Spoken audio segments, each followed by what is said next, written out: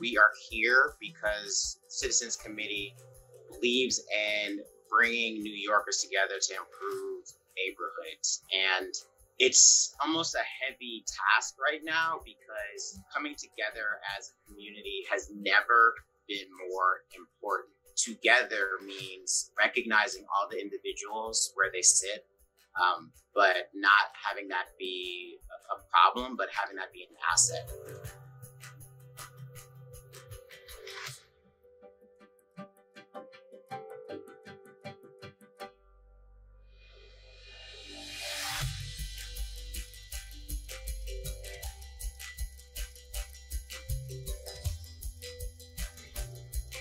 Citizens has always been at the forefront of helping neighborhood residents achieve their goals. So yeah, this pandemic has really brought so many of us together. I think so many of us at times have been in isolation, but what we're doing now, folks, is that we're coming together as New Yorkers, we're coming together as communities to make sure post-COVID that we continue to work together, that we continue to make sure our communities are fed, that we continue to make sure that we have the resources to maintain the health and well-being of our community. You really helped me get started with both the grants. That was my first grants I've ever received, from the beauty grant and the special needs grant. And you guys gave me that platform to get more people on board with me and the movement. And it's not done, so I'm very grateful for you guys. We want to make sure that people see you and that they hear you and that they can get behind you, so we can all get behind each other as New York City.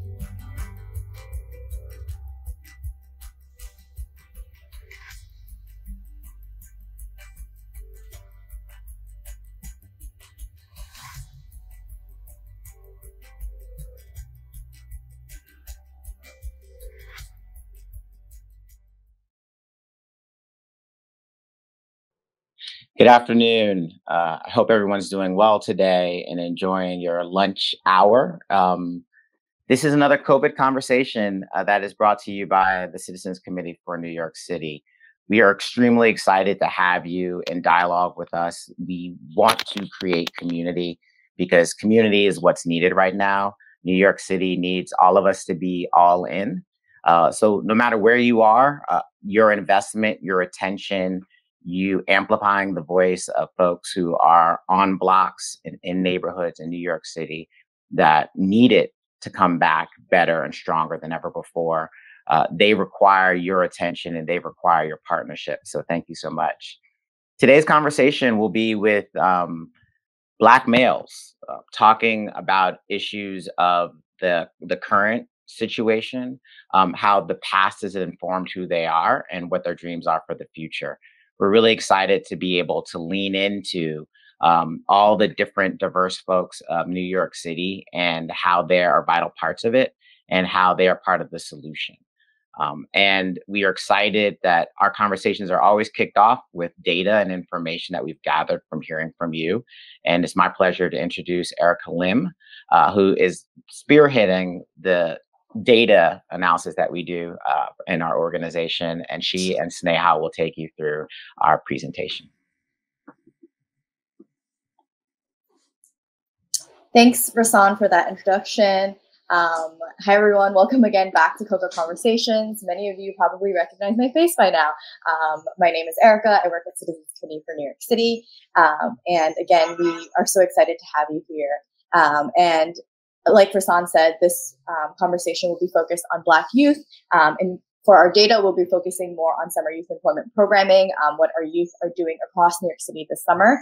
And just a reminder, since we're back on Facebook, if you have any questions that you would like to ask our panel, feel free to ask them in the comments. Our panel can see everything that you say. So, we want to give them the best vibes and, send some emojis and things like that. And just to kick off the conversation, we do want to, ask our viewers that are watching, comment below and tell us what your first job in New York City was.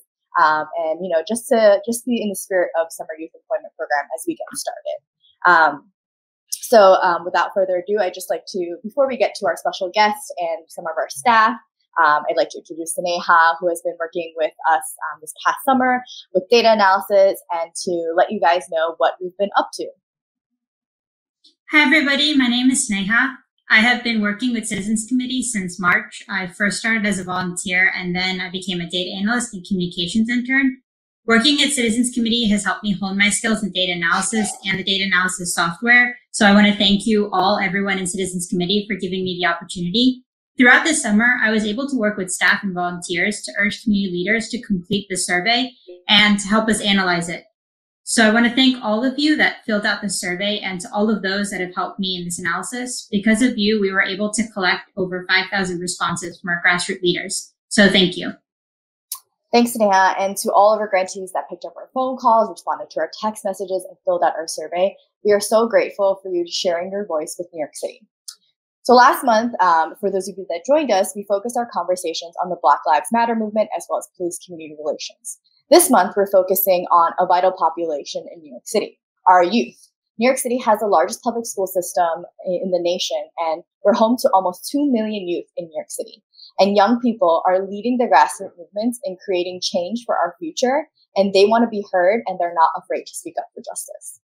So first off, to kick it off, many of you might know what SYEP or Summer Youth Employment Program is, but for those of you that don't know, SYEP is the nation's largest employment program connecting New York City youth between the ages of 14 and 24 with career opportunities and paid work experience each summer. Unfortunately, this summer, the SYEP program was originally supposed to be cut entirely, but because of the NYPD budget cuts, they decided to bring back the program under a new name. It's now known as the Summer Bridge Project, and this provides a fully online, constructive, work-based learning activities for participants. So not at all in person, but they work through modules and they do online-based work so that they can still earn a stipend for the summer. And of course, it's great that the city has decided to create an alternative for our youth and really listen to the people of New York City to have advocated for the Summer Youth Employment Program, especially because this initiative has served as a source of income for many low-income families, many who reportedly 85% of our participants come from families with incomes of $31,000 or less, and many of them live in the city's public housing. And just to give you some stats, last year we had 74,000 participants in SYEP. On average, they earned around $1,600 for their stipend through the summer. This summer, with the Summer Bridge, there's reported of 35,000 slots. 14 to 15-year-olds would receive a $700 stipend, while 16 to 24-year-olds would receive a $1,000 stipend. So you can see that there is not as much investment in the youth as the past. And again, because we haven't had a full summer of this program yet, we don't know, the impacts and how much funding has gone to students. But that is just something to keep in mind that the city has really lacked and missed out on youth funding this summer.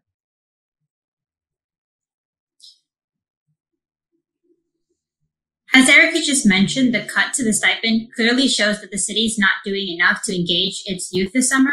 Prior to the announcement of the SYEP Bridge program, we asked survey respondents if they were going to engage youth in their community. Now that schools have been out, it's important that we continue to engage youth in something fruitful and beneficial to their future. According to the survey, our respondents plan to engage 3,000 youth this summer. This is just a number reported from our survey analysis, and we know that many more are continuing to do this. This represents that grassroots leaders are ready to take action into their own hands and keep youth involved during the summer months. The fact that grassroots leaders are engaging youth this summer represents the importance in investing in our youth on a community level.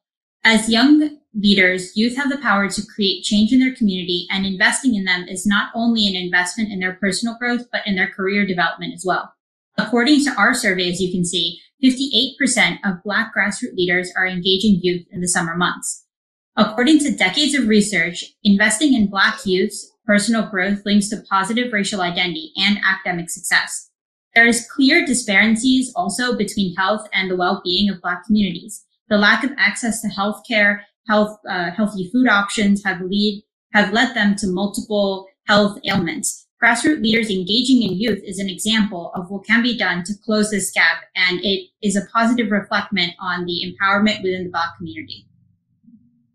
And with the budget cuts to SYEP, the Black Lives Matter movement, along with the issues of policing in our community, this would seem like a deterrent for youth to do anything at all this summer.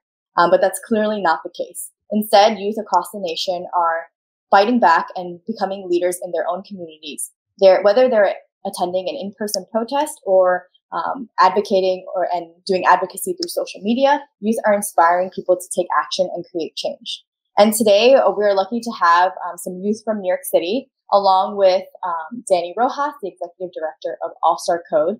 And our panel includes Zion Baldwin, who is a student, author, and alum of the All-Star Code program, Rusty and River Fields, who are co-presidents of the 400 Bainbridge Block Association, who are Citizens Committee grantee partners, and River is also an All-Star Code alum. Rahsaan will be moderating this conversation with them about what it means to be actively engaged in the community at this time and in this moment. They'll also be discussing their thoughts on what it is to be a Black man at this time, as well as what it means to be a youth leader in New York City.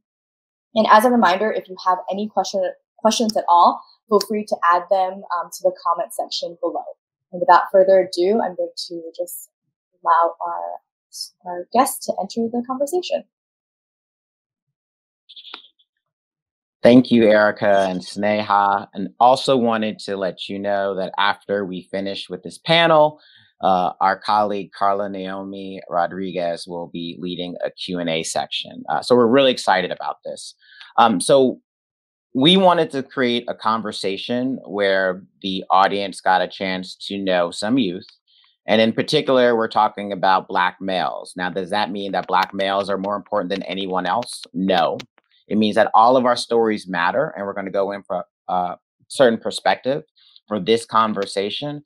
But hopefully by being intentional and looking at their stories, we'll recognize how we can positively impact all youth in all communities by understanding these individuals and what they go through on a regular basis. So we're really excited. And also, I guess, Danny and I are going to be the old men in the room. So we're going to let old men, I put it in quotes, to allow these young folks to talk and share their perspective, but also show you what it's like to hopefully sponsor and provide opportunities and avenues for these leaders to develop and be able to hopefully lead us through what we're going through. So I'd like to start for you to introduce yourselves in describing yourself, your background in 3 words. And as you give your 3 words, give a little bit about why you chose those 3 words and why you think they're representative. And love to start with Rusty. Sure. Thank you so much, Dr. Harris. Pleasure for having us here today. For me, 3 words, I think, to describe myself, I would say big, audacious goals. And I choose those 3 because I think I really I'm excited about things I'd like to accomplish in the future. I'm always constantly thinking and planning about my future and future career opportunities and objectives that I would like to achieve. And I always try to think outside the box in those things and really, think of these really huge goals that are passionate about, that I'm excited about, and things that'll move me to take massive action to accomplish those things. And they'll really be really great learning experiences, because what you'll have to push yourself to do to accomplish those things will really, it's really amazing. So that's excellent. That's excellent. Zion, what 3 words would you use to describe your background to let people know you? Hi, everybody. My name is Zion Baldwin. And I would say 3 words would have to be motivation, leadership, and education. I would say I chose these 3 words because motivation is a big part of my life. I've had to fail a lot of times and bring, a sort of resiliency to try to achieve my goals. So like with that kind of inspires my motivation. And then education, because like, you know, I've went to private schools and those have helped me to, you know, kind of see the world differently and just like hone my own skills. So yeah, that's why I choose those 3 words. Great. Excellent. River. Hi, everyone. Excited to be on the call today. For me, my 3 words are probably big dreamer and confident. Rusty and I, you know, we're brothers, so we grew up in the same household. But our mom was like really confident. She has really big dreams, and that kind of like, you know, being raised in that environment, it kind of just is in us. It's been developed in us, and so, you know, I really have really big goals that I continually set out for myself that I'm always trying to achieve. And so I think those 3 words really like speak to my background. Yeah, that's excellent. Danny, I'll come to you later because I don't want to influence these young folks too much by our old man answers. I want them to go unvarnished for a little bit. You brought in education. River, talk to me about how your education has impacted your life view. So how were you educated, and how has education in general impacted the way you view the world? Mm-hmm. So I was homeschooled. I've been homeschooled pretty much most of my life. So my schedule is a little bit more flexible than someone going to a traditional school setting. And this, you know, offered me opportunity to try different things, experiment. I used to do fencing. I played tennis. I wanted to be a professional tennis player, #1 in the world. And so I think all of these different experiences that I've come across throughout my life, it's really helped to develop the person I am today. Yeah. Rusty? Yeah, sure. So as River mentioned, I was also homeschooled up until the time I went to college. I actually did my first year of undergrad at Johns Hopkins. Then my second year, I did a study abroad program at the University of Oxford, where I studied biochemistry. And now I'm finishing up my undergrad at University of Pennsylvania. So I've done a year there now, and I'm currently rising to senior there in the fall. And so I really think like the aspect of being homeschooled, really, it taught us to question, it taught us to think, it taught us to be curious about the world. And I really think that was a unique perspective that it caused us to take a stake in our education, be fully vested, and have a really true sense of ownership over our education. And I feel it's really important to our overall character, because it also helps to determine and is highly correlated with how we approach the world and how we look to impact our community, both locally, nationally, and globally. Oh. Zion, you were not homeschooled, so talk to me about education and the impact on your life. Yes. So I went to the East Harlem School, which is a private school in the Lower East Side of Harlem. That was for middle school. And then this is kind of the opposite of River and Rusty. I went to a boarding school, so I was far from home. I was 30 miles outside of Philadelphia at the Church Farm School. And it was a very unique experience. It was an all-boys school. And, you know, I learned a lot of things out there. I was sent there when I was 14. So I had to do a lot of things on my own and just like really kind of learn the world for myself at that point. And so I really feel like it helped prepare me for college, though, because when I came to college, I was able to I already had a sense of independence, and I knew how to kind of like do things for myself and like really put on for myself and try to like get myself to a better place, you know, without having my family around and like my friends around from the city. And I like to say this sometimes, like, I feel like going to school outside of the state kind of gave me like an aerial view of the maze, kind of, because when I go back to the South Bronx, where I'm from, I see like the people around me, and I see like the things that we're engaged in and the things that they do. And I try to like really understand like them for who they are. And yeah, I think it was a very unique experience. So, yep. So for the 3 of you, you've had unique experiences that aren't necessarily globally available. Not everyone has a parent that can homeschool them and expose them to the world. Not everyone can leave New York City. So one of my questions is what is one of your hopes and desires for the folks that might live in your neighborhoods? I think Rusty and River, you live in Bed-Stuy, right? Yes. And in the South Bronx, you know, what about some folks that are like you but didn't have the opportunity that you had? Like, what would you want to bring to them so that they have the types of worldviews or opportunities or optimism that you have? So I'll start, I guess, with Rusty. Sure. So one thing I would think would be to, I guess one thing would be like to find a mentor. That'd be really, find a mentor, find a role model. I think that'd be a very useful thing, because it kind of helps you to like model your experiences based on their success, and you can do those kind of things for yourself as well. I also think is to not take your community or where you're from for granted. I think a lot of times you think you look for things outside, you won't really take advantage of like the wealth of resources that you have in your community. Because you have teachers, lawyers, doctors, different types of professionals, all within your community. And so I think look to where you're from, look to your communities for those resources that are already available, and then also what you can contribute. I think, like I'll let River speak for himself. I think for me, like one of my outlooks has always been to try to look how can I positively contribute and impact my community. And so the way that's taken form is, since I've been probably 8 or 9 years old, we used to run summer tutoring programs for math and literacy.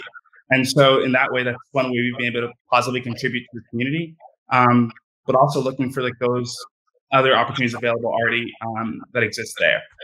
Well, so Zion, Rusty brought in the word mentor. And so, I guess let the cat out the bag that I met you through a mentorship program. So can you talk about mentorship in your life? And then my secondary question is, what about young people, putting the onus for a young person to find a mentor and navigate life and figure that out all on their own? They're not experienced, so that's why they need the help.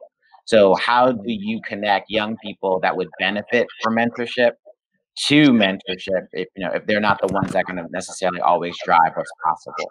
But first, can you talk about your mentorship opportunity? Yes. So I met Dr. Harris through the Big Brothers and Big Sisters of NYC when I was 8 years old. So I'm 21 now. That was 13 years ago. And through working with Dr. Harris, I really was just I was just exposed to a lot of things that I never even could have thought about. Like we've done like so many things together. Just like giving back to Hurricane Sandy victims, going to church every Sunday, just doing a bunch of things that like I normally wouldn't have done. I would have just been like staying inside my mom's house, with my mom and sister, and just like, or being just like in my neighborhood, with my friends and stuff like that. So it also gave me a view of like just education in college in general. We would visit Princeton University and things like that. So it got me thinking about my future, I would say. And I guess I could connect that to kids that are in my community, because a lot of people in the South Bronx, I noticed, they don't really take agency over their future, and they don't like try to take the steps to make a better future for themselves. They kind of already have a vision, they feel like, or they kind of already just like, I don't know, I guess put themselves down and say that, I can't do this, or I'm never going to be this, I'm never going to do this, so I might as well not even try. So I feel like that's a good question. How can we connect them with mentors? I feel like, I guess that's like where I would come in, like young people like myself, River and Rusty, just like young Black males, kind of just like talking to the kids in our communities, and just showing them a different image of what it means to be a Black youth from the inner city, based on the fact that we go to school, we're doing big things. I feel like that they need to see these types of images so they have a comparison to, what they've seen and what they can possibly become and, strive towards. So yeah, that's kind of my opinion on that. That's really helpful. I'm going to go to Danny. If you could tell about yourself, 3 words in your background, and then pivot to talking about providing opportunities and showing a way, because I think this is a great time to bring you into the conversation. Great. Thanks again for the invitation. So just by way of introduction, Danny Rojas, Executive Director of All Star Code. When I think about opportunity, and I think about just what Zion has mentioned around mentorship and sort of the really thinking about the art of the possible, the work that we do at All Star Code is exactly that. It's really providing this access point where we see our students thriving, and in particular during this COVID-19 global pandemic where we had to make some pivots, but we're able to do it virtually this summer, graduating 152 students. But really, the magic was the projects and the thoughtfulness behind what they were doing to impact their communities, using technology, innovation, and entrepreneurship as the mechanism to make that happen. So it's incredibly empowering and exciting to see young people, Black and brown young men, that are really thinking thoughtfully about how can I use my interest in tech, interest in gaming, interest in entrepreneurship to make a difference in my community. And that's just the beginning. We start with rising juniors and rising seniors. And of course, we have some alumni that I'm sharing the panel with that are doing incredible things. So I really think about sort of that early access point to programs and organizations like All Star Code that can just create that pathway for them over time. Thank you for that. I was muted. That's really helpful. Thinking about opportunity, I'm going to shift a little bit about the moment we're in. So COVID isolates us. COVID has brought, I think, and to some extent, a little bit of despair. So River, can you talk a little bit about like what you're seeing because of COVID in your neighborhood? And I would love for you to do something on the positive end and on the not so positive end. So just so we get both ends of the spectrum. Yeah, sure. So my block association is based in Bed-Stuy. I'm the co-president there. Recently, because of COVID, people have been locked in a lot for many weeks now, and so we recently hosted a block cleanup event, and actually at our cleanup event, there was a shootout that took place in broad daylight, and so this just kind of highlights, we've seen the recent surge in violence that's been happening throughout the nation. But this just kind of highlights, what can happen after being isolated for such a long period of time and not really having opportunities or things that you can be constructively doing. And so, with the purpose of our block association is really to form like a more connected, stronger, healthier community. And so all of our projects are centered around that. And so we hosted an urban agriculture initiative on our block. And this really got residents out. We were able to mingle in a safe manner, and we were able to plant food that were, healthy food that residents on the block can eat. And also we're sharing a portion of this with people in need in our community. And so I think, these projects are really, they're having a positive effect on the people right now. Also, because of this project, I was able to speak with the deputy inspector of our community, he's the deputy inspector of the 81st precinct, and we were able to host we're hosting a police community relations project / block party event Saturday, August 29th. That's going to be really fun. People are going to be able to come out and mingle. So I think, we had this event that happened, and, now it's starting to change, and it's starting to look pretty nice, what we're doing. So happy about that.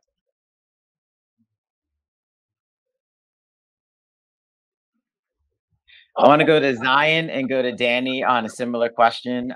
Like, what are you seeing because of COVID? And I know, Zion, you have a dual perspective because you spent some of your summer up in Binghamton, where you go to school, and some of the summer in the South Bronx.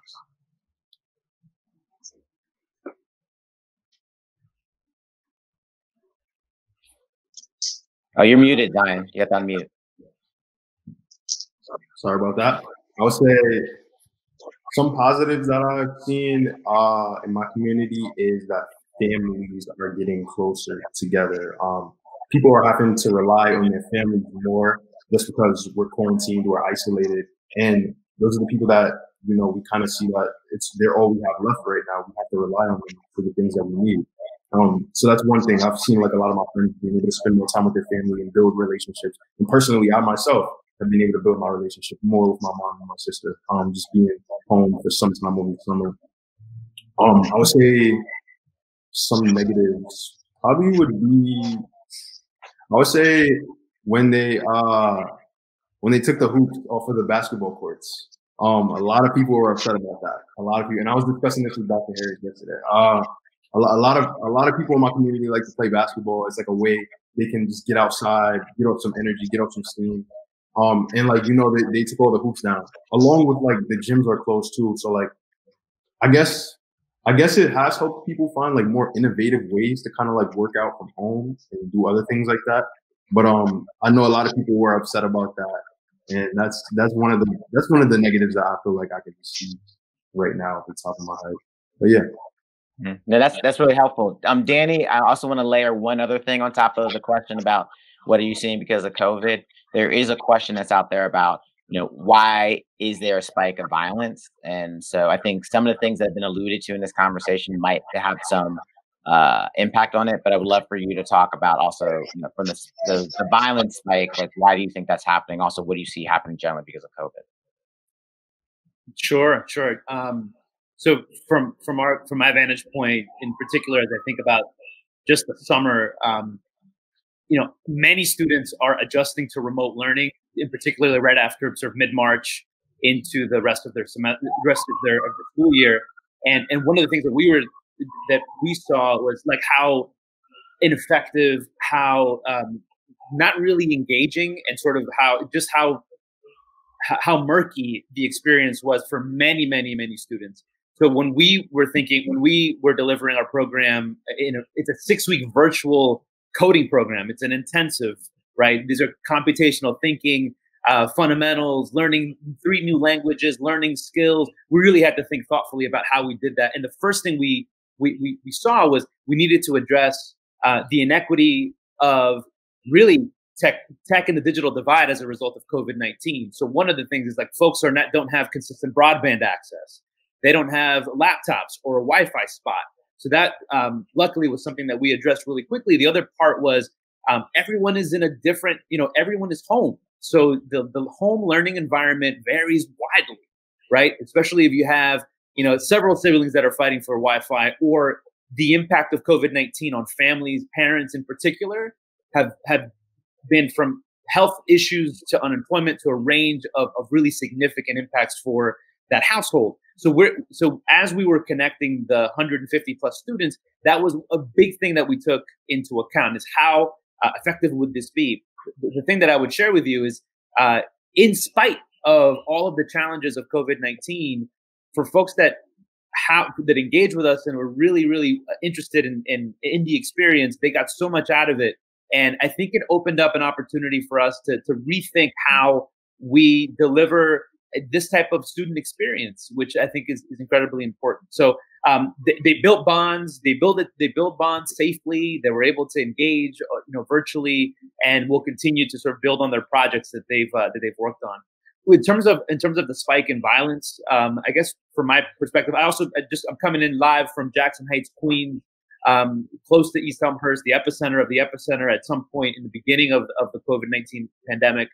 And the spike in violence, I think, there's so many sort of, as I read and as I see, so many factors that are attributed to it, whether it is that we're all sort of cooped up, that we're also, it's the summer months in the city. But I also think that it's something that this is something we've never seen before in our city, right? It's something that is something that is unknown in terms of the environment. But from what I see, I think in terms of how to solve it, I mean, I think there's many different ways that the city is looking at this. But I think in particular for youth, creating more opportunity to access, whether it's education, whether it is experiences that are out of school, like All-Star Code, creates purpose, which is what I think our youth need more now than ever. It continues to create purpose and access so that they can build their careers in an incredibly unknown environment where we have the global pandemic, systemic racism, and an unknown economic future that we're all sort of navigating through. So I think that to me is investing in the summer youth education program and just more into our young people is incredibly important when I think about spikes in violence or anything related in terms of that topic. More access, more investment in youth is what's needed. Yeah, I couldn't agree more. I think if you take away opportunities, you take away human connection, you take away hope. And when folks are in despair, then all types of, bad behaviors and bad things can creep in. And folks that are definitely engaged and hopeful, and have ownership, then beautiful things happen. And I think right now, as folks saw George Floyd, having his neck nailed on for 8 minutes and 46 seconds, I think that was a moment where some folks felt a little bit of hope leave the building. So Rusty, can you talk to me about, that moment and the moment that we're in where folks are claiming and saying out loud that Black Lives Matter? Like, what do you think about the moment that we're in, and what do you think your part in it is? I'm sure. So I think in relation to that moment, it shows that a lot of the progress that we thought we had been making, or a lot of the progress that we saw that we think has been made over the past couple of years, referencing to the Obama administration, we kind of saw a lot of that go out the window. And it kind of makes you seem that, we're still, this is a really egregious reminder that this is still systemically a major issue that we're still dealing with. And I think to relate to how I'm personally taking action, I think it's like kind of double down on, my efforts and the stuff, my schoolwork, my community work. It's kind of not taking your foot off the pedal and getting comfortable, but kind of like keep applying that pressure. There's more work to be done, and that everyone has their role and their part in this grander scheme and picture to play, and that you need to go full force forward and execute to the best of your ability. Thank you for that. River, I want to ask you, so some folks will say great about George Floyd, but, say her name. Breonna Taylor's murderers have not been arrested yet. So what do you feel about, as a Black man, being an ally for Black women and women more broadly? Specifically, could you speak? Yeah, no, in general, like what is, some people might say that, of course you're going to care about George Floyd because George Floyd is a man, he's a Black man. I want to talk about allyship, like what men can do to be there for women. So what does it mean to be a feminist man, or a man that's an ally of women, and advocate for those types of things? Like, what are some of your thoughts on that? I'm going to go to Zion after I ask you. Right, absolutely. So I would definitely say, one, when you're trying to learn and hear the issues of a group of people, you would listen to what their problems are and listen to what they actually want to hear. So I would definitely say that, being as a man and a young Black man, I would listen. I'd want to listen to the needs of women, and exactly what they would want to see men doing for the feminist movement. Also, yes. As it relates to me personally, though, both the killing of George Floyd and Breonna Taylor, I'd want to go back to revisit that as well. George Floyd's murder, I think it was a call to action to the nation globally. What you're experiencing systemic racism firsthand. So what is happening to Black people globally? What is happening right now? In terms of me personally, though, so echoing off of kind of what you asked Rusty, in terms of me personally, I think it's a call to action to myself to really use every second of my life going forward as effectively as possible. Zion, being an ally for women, what's that look like? Yes. So I agree with River on the point that we need to listen. It's kind of similar to how a white ally, for them to support somebody that's Black, they first have to listen. So yeah, I agree that one, we have to start with listening to women, Black women. And then next, I feel like it's just figuring out ways we can support them, via solutions to what they're going through, and just figuring out ways we can daily or uplift them daily. And then this kind of relates to me personally because at my school, I'm a part of a organization called the College Progressives, which is a leftist group. But more importantly, like we support the LGBT community, oppressed groups on our campus and minority groups all over Boone County area. So I feel like for me to be a part of that space, it's just been like a great learning experience for me to learn about these different oppressed groups, other than just like me and being a Black minority, but also learning about women and how they're oppressed, and what I can do to like listen and, you know, kind of fight for a better rate for them. So yeah, that's been a great learning experience. And I think that we should all have like outside learning experiences, whether it's just like reading articles about this stuff and like, you know, trying to digest and analyze it, or just talking to these people and listening. And yeah, that's what I would say. That's great. Now that's really helpful. So really quickly, lightning round about action, and then we'll open up to Carl and Naomi to bring in other questions that we might have gotten. So you talked about action. We have election coming up in November. We have the census that is around, and definitely we have the governor is asking for solutions about police community relations, and it's going to hopefully come out with a report in April. So on all of those issues, number one, you know, what are you guys hearing about voting in regards to your peers? You know, anyone can step forward.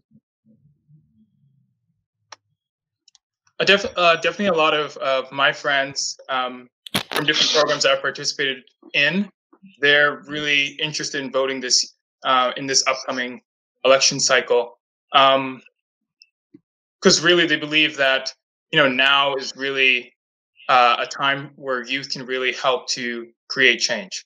And so a lot of them are voting themselves, and they're also trying to get their friends to vote in the fall. And then also, so I mentioned briefly earlier, we have an upcoming police community relations / block party event coming up. And so they were actually going to be encouraging youth to vote. And then also we're going to have a section where we're going to be helping people fill out the census. We want 100% census participation or census completion on our block. So we're making it. I want to bring Danny in real quickly before we go to Carl and Naomi. Yeah, I mean, the calls to action that you just mentioned are incredibly important. We're seeing a huge interest in voting, in particular from the students that we serve. Many of their projects were centered around transparency and really understanding your local electeds and how important it is to vote, not just for the presidential candidate in presidential race, which is incredibly important this year of all years, but also your local races and how that cascades down to really how you are served locally. It's so important for your local community. The other piece around the census couldn't be more important. It only happens once every decade. So we need to make sure that our communities are represented, are counted, whether you have status or you don't have status. It's incredibly important because those resources are based on those census numbers. So those are, just to echo, those are incredibly important calls to action. And I think the sort of the third call to action is we're still in this global pandemic, this COVID-19 pandemic. I think please continue to take the public safety measures that are necessary with social distancing, wearing a mask. This is real. Again, speaking from Queens and from what we experience here in this part of the city, it's incredibly important that this is real, and just to be able to be thoughtful about any sort of subsequent waves of COVID that may strike again. So I think those are the three calls to action that I would have: vote, fill out your census, take precautions in this age of COVID-19. And that's great. So Carla Naomi from our programs team would like to call her in to be able to ask any questions you might have been getting from the audience.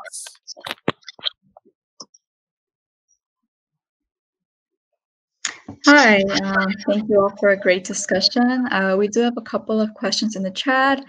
If anyone else watching, if you have a question, feel free to type it in as well. So our first question we already addressed. The second one talks about what can the police and community do to help these issues of violence before they happen and not afterwards. For example, what happens all of a sudden that violence has put its knee on the neck of mainly our people of color communities? Yeah, I So think I think sure, you can go ahead. Okay. So I was gonna, I'll you can go. go ahead. Yeah. I was going to touch on that by saying I think there has to be a change in the narrative that weaponizes Blackness. And I think it happens so from as early as children, like when we enter kindergarten, like our narratives are separated. And so the inclusion and textualization of the perceptions of our different narratives, I feel like media oftentimes is like the first touch point that people have with a new idea or a new concept, a new idea, or with people from different cultural or ethnic backgrounds. And so I feel like changing those notions and those ideas as a community, as a government, and inside the police force as well are necessary to increase reform. I'll also quickly speak to, I mentioned I go to the University of Pennsylvania. In our school newspaper, they recently did a piece talking about the relation between students and the Penn police force. And we have these alert systems, these messages that gets texted to every student's phone, whether you're undergrad, graduate, professor, anytime there is a safety alert on campus.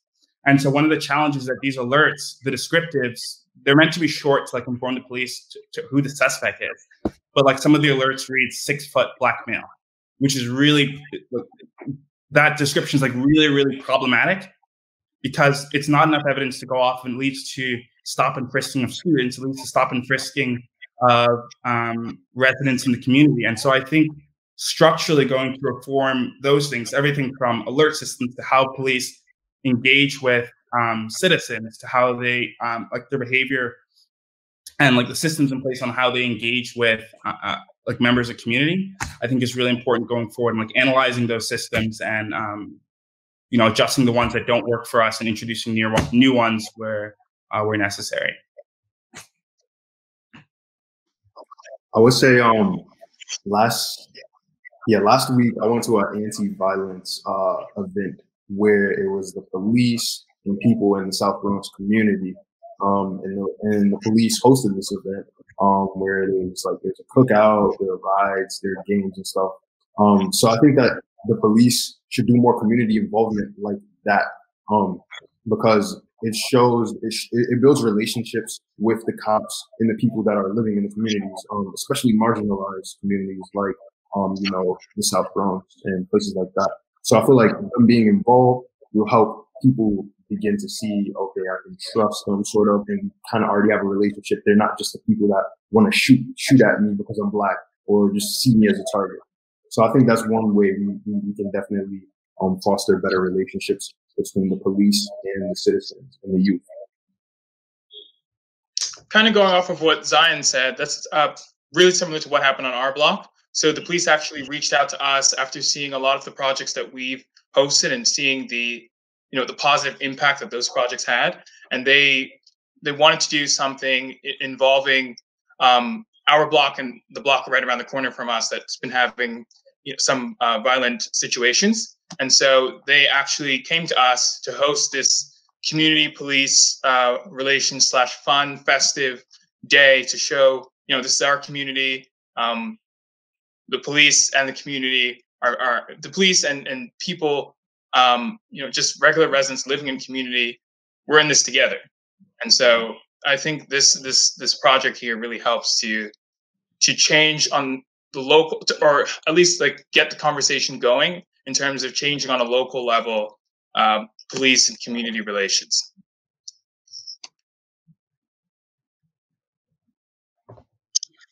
Thank you all for your input.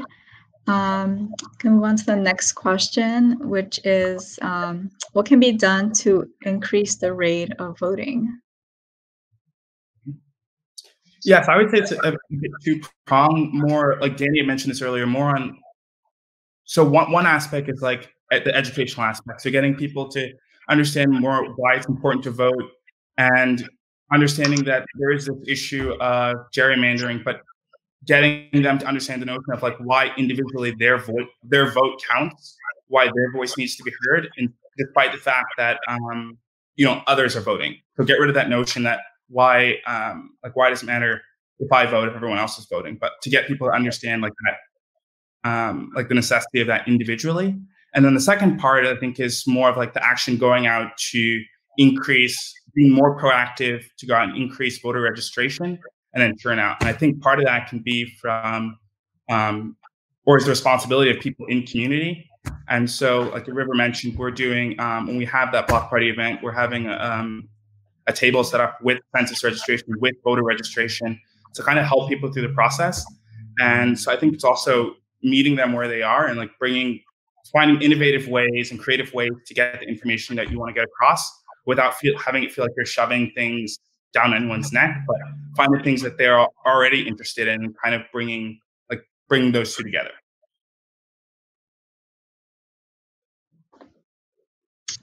Any other input before moving on to the next question? Yeah, I guess I could just add.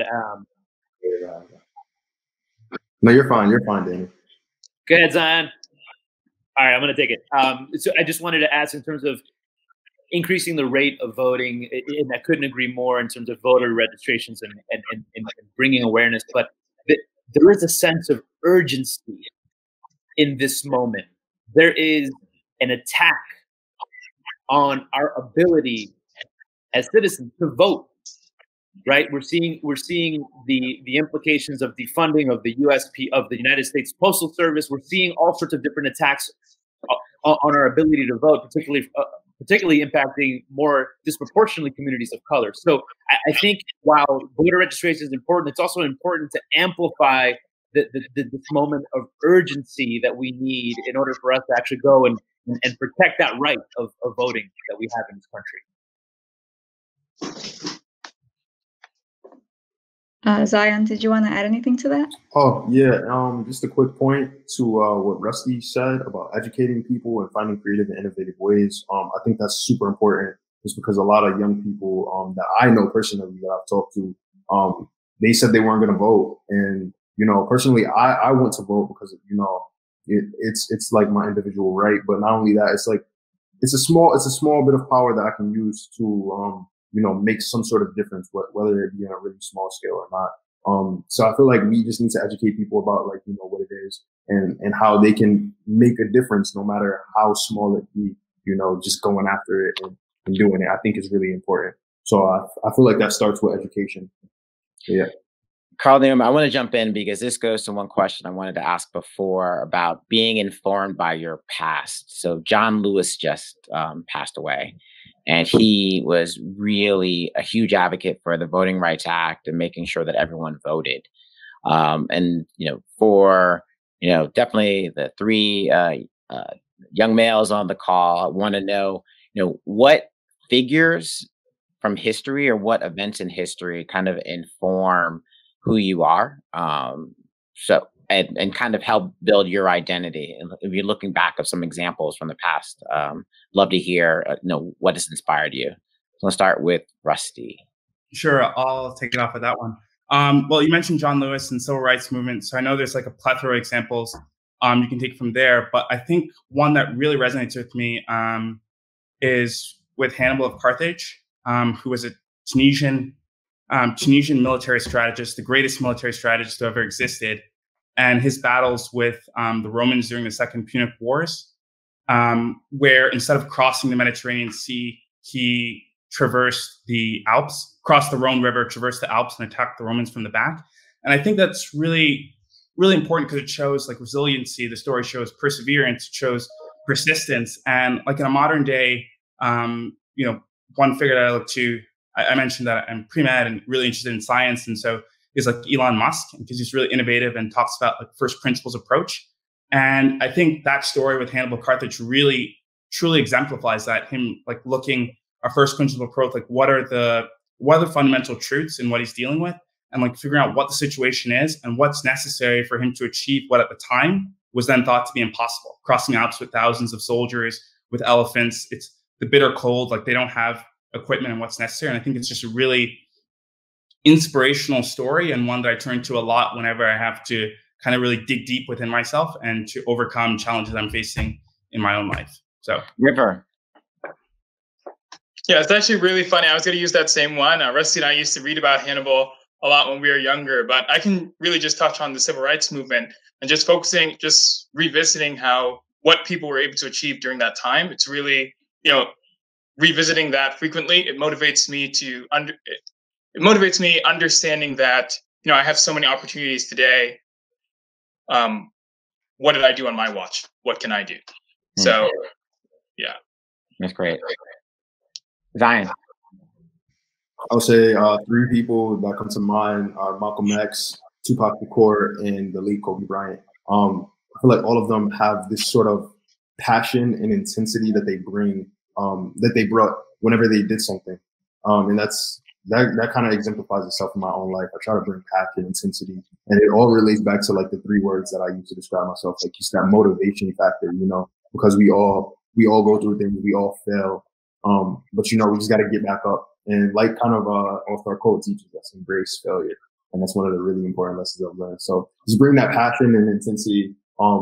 I've seen like all 3 of those guys, they're role models in that area for me. So yeah. Wow. Danny, I'd love for you to give that answer too. We're going to probably close out soon after this. Such a good question. And I appreciate the Mamba mentality. I'm a big Kobe fan. For sure. I'll stay with sports. I think for me, one of and what's interesting is I grew up down in Fort Lauderdale, in Fort Lauderdale, Miami area, down South Florida. And when I'm a big basketball fan, Miami Heat, Dwayne Wade is my #1 guy. That's all time. And I think not only is he inspiring, obviously, from just being on the court and just that tenacity, but also as a father. I'm a father of a 9-year-old, and how he exemplifies in many ways the love of a father for his kids, and really promoting whatever they want to be, however they want to be, whoever they choose to be. I think that to me is incredibly powerful, particularly in this moment. So I'm going to give a nod, because you mentioned Mamba mentality. I'm going to give a nod to Dwayne Wade.